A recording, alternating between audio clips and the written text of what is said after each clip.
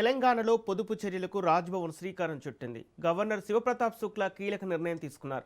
Governor కాన్వాయ్లోని వాహనాలను 50% వరకు తగ్గించాలని ఆదేశాలు జారీ చేశారు. ఇంధన వినియోగాన్ని తగ్గించుకోవాల్సిన అవసరం ఉందని గవర్నర్ పేర్కొన్నారు. ప్రజాప్రతినిధులు ముందుగా పొదుపు చర్యల్లో ఆదర్శంగా నిలిస్తే ప్రజల్లో కూడా అవగాహన పెరుగుతుందని అన్నారు.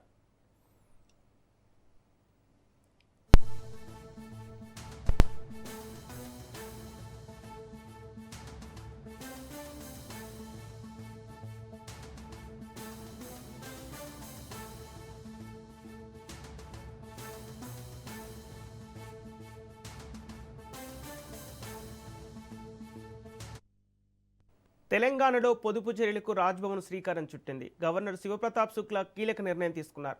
గవర్నర్ కాన్వాయ్లోని వాహనాలను 50% వరకు తగ్గించాలని ఆదేశాలు జారీ చేశారు. ఇంధన వినియోగాన్ని తగ్గించుకోవాల్సిన అవసరం ఉందని గవర్నర్ పేర్కొన్నారు. ప్రజాప్రతినిధులు ముందుగా పొదుపు చర్యల్లో ఆదర్శంగా నిలిస్తే ప్రజల్లో కూడా అవగాహన పెరుగుతుందని అన్నారు. ఇక ఇదే అంశానికి సంబంధించి పూర్తి డీటెయిల్స్ మా ప్రతినిధి సునీల్ అందిస్తారు. సునీల్, తెలంగాణలో పొదుపు చర్యలకు రాజ్భవన్ శ్రీకారం చుట్టినట్టు తెలుస్తోంది. అప్డేట్స్ ఏంటి?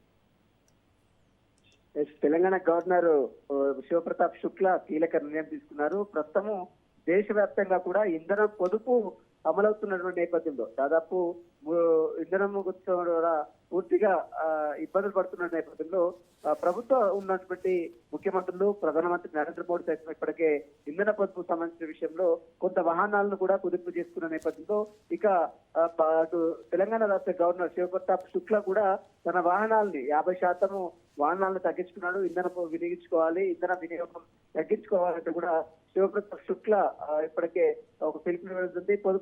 పొదుపు చర్యలు ప్రజాప్రతినిధులు ఆదర్శంగా ఉంటే ప్రజల్లో కూడా అవగాహన పెరుగుతుందంటూ కూడా శివప్రతాప్ శుక్లా ఈ నిర్ణయం తీసుకున్నారు. ఇప్పటికే దేశ ప్రధాని కాన్వాయ్ దాదాపు 13 కాన్వాయ్లు ఉంటే అందులో 8కి కుదించడం.